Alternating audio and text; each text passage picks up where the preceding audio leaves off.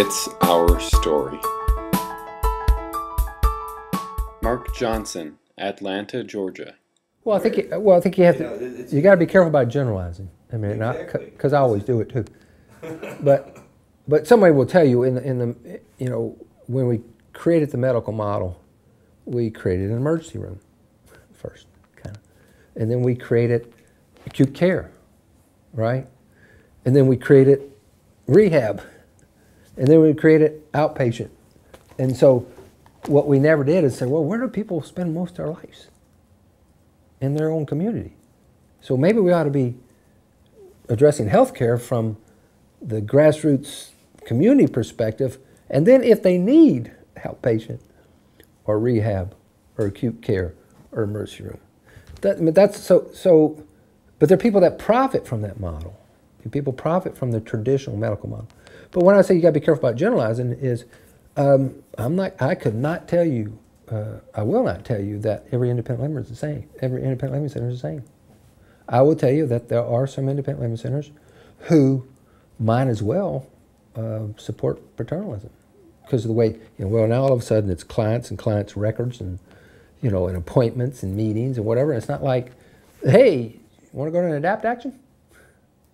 You know what I mean? That's a nice learning experience, versus you invite them into the classroom and you talk about independent living skills.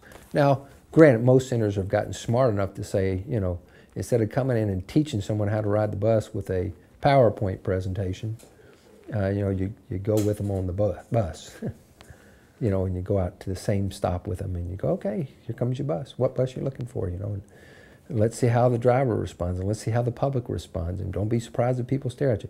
You make the experience real, and there are actually more rehab hospitals that are beginning to make that experience real. So I don't want to generalize that, it's all them doctors' fault, or all those medical model people's fault. I actually work, in a hospital, so, it gives me the opportunity to kind of see what is going on. I think that one of the bigger problem to me, when you start talking about you're appalled by the lack of funding, what I would say is, you look at your vocational rehabilitation system in each state. And I don't know the exact numbers, but I used to make this comparison of the entire federal budget for independent living was smaller than the voc rehab budget for the state of Georgia.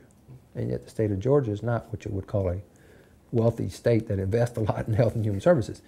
So what it's more of, it's not about what, is it investing the money in the philosophy.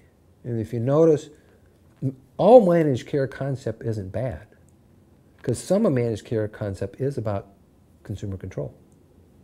So it's more about, to me, feds and state legislatures, city and county governments investing in the expert, meaning the customer, and then the systems begin to respond.